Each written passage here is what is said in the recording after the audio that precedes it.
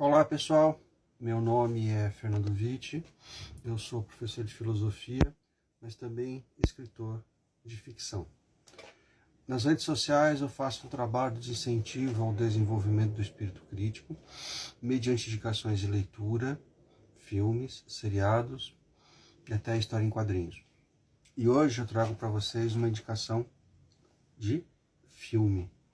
Eu estou falando de uma produção de 1982, dirigida por Ridley Scott, chamada Blade Runner, que no Brasil ganhou o subtítulo de O Caçador de Androides. Vamos lá, gente. Eu acho que existem filmes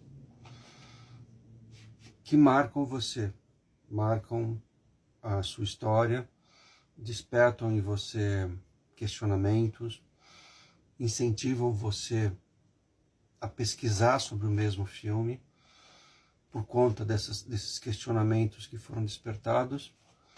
E existem filmes que vão acompanhá-lo pro resto da vida. Se eu fosse escolher um filme, um único filme, que indubitavelmente me causou um impacto, sem dúvida nenhuma, essa produção de 1982, dirigida pelo Ridley Scott. Blade Runner é um filme que pode ser classificado como uma ficção científica. Como ele é de 82, naquele período, no comecinho dos anos 80, né, os filmes de ficção científica estavam em alta, muito por conta, né, do incrível sucesso de Guerra nas Estrelas, lançado 5 anos antes, já tinha estreado o Império Contra-Ataca, a continuação. Então, os filmes de ficção científica estavam muito em alta na época. Houve muitas produções de ficção científica na época. Por uma razão muito simples, né? Os produtores de Hollywood e do cinema europeu estavam atrás de grandes bilheterias. E foi um período também de grande desenvolvimento, né, dos efeitos especiais. Ainda que não existisse, naquela época ainda, né, CGI, não existia animação gráfica. Né? Algumas produções já traziam algum tipo de efeitos feitos por computadores, né? Como foi o caso do filme Tron, que acho que é um pouquinho antes, né, da Disney, mas que o filme infelizmente foi um fracasso e acabou virando um conto. Mas eu não vou falar de Tron hoje, eu quero falar de Blade Runner. E o Blade Runner foi lançado na época, ou pelo menos os produtores desse filme na época, acreditaram que essa seria uma produção cinematográfica que ia acompanhar, né, essa onda de muito sucesso dos filmes de ficção científica. E eu confesso que na época eu fui assistir esse filme um pouco, né, pego por essa onda de filmes da época. Eu já gostava de ficção científica, né, mas Guerra nas Estrelas, 5 anos antes, foi muito impactante, né? E quando eu chego no cinema, eu lembro que foi inclusive no Natal de 82, e eu assisti esse filme, eu fiquei impressionadíssimo. Já tinha lido alguma coisa antes, né?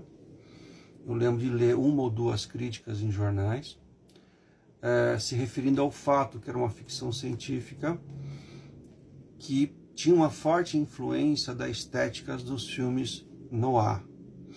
Noir em francês quer dizer escuro. E nos anos 30 e 40, você teve uma série de filmes de detetive, de investigação policial, mas principalmente filmes de detetives, né? Com Humphrey Bogart, James Cagney, né? Que sempre se passavam à noite, eram filmes de uma certa influência expressionista, muito jogo de claro e escuro, né? Ambiente noturno na cidade grande e tal. E o filme tem realmente esse aspecto, né, noir. Mas o que é interessantíssimo, né? A direção do Ridley Scott, né? A direção de arte sensacional, a cenografia que é única na história do cinema e um esplêndido trabalho de iluminação fez que esse cinema noir, digamos assim, né, ele tem uma cara da época no que diz respeito aquela estética que a gente já chama de cyberpunk. Ou seja, é um futuro profundamente tecnológico. O filme se passa em 2019, tá? Claro, 2019 naquela época era muito distante, né, de 1982.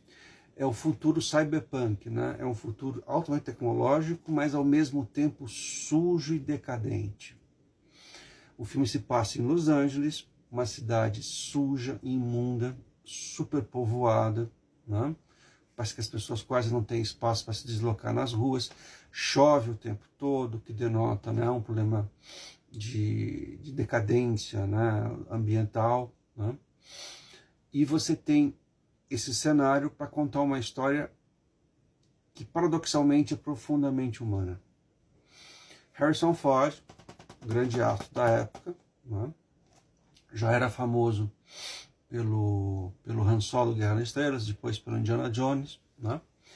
Ele interpreta um caçador de recompensas, entre aspas, né? Na verdade, ele é um caçador de seres humanos artificiais, que são aqui chamados de androides, mas eles não são androides, eles são de carne e osso, mas são, digamos assim, seres biológicos artificiais humanos, que trabalham em outros planetas realizando operações perigosas. 4 deles fogem para a Terra. Por que eles fogem para a Terra?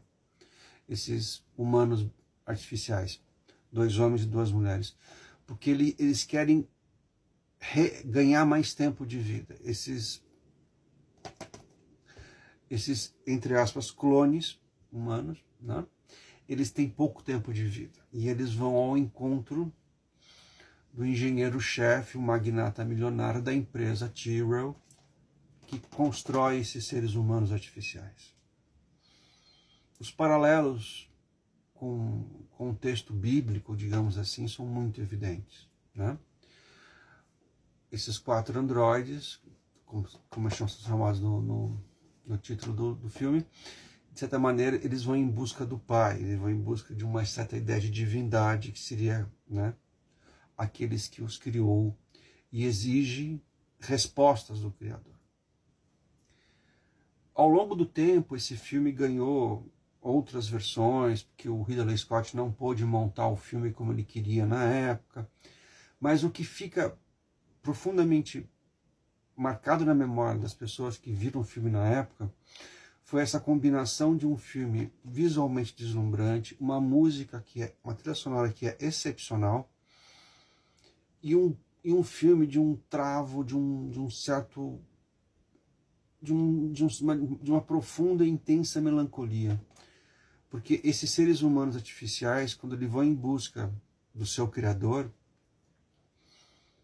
em contraste com os seres humanos que estão atrás deles, porque eles representam um perigo para a espécie humana, a gente descobre que esses seres humanos artificiais, eles são muito mais humanos, no que diz respeito a toda a virtude que um ser humano pode ter, do que os seres humanos autênticos.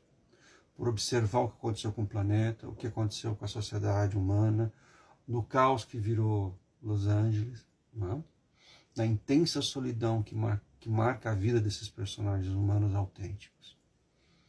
É um filme que, com o passar do tempo, ele vai ficando cada vez melhor, porque ele previu muitas situações do século XXI, mas, pelo menos na edição original, ele tem um final de esperança, que eu gosto muito, para dizer o mínimo.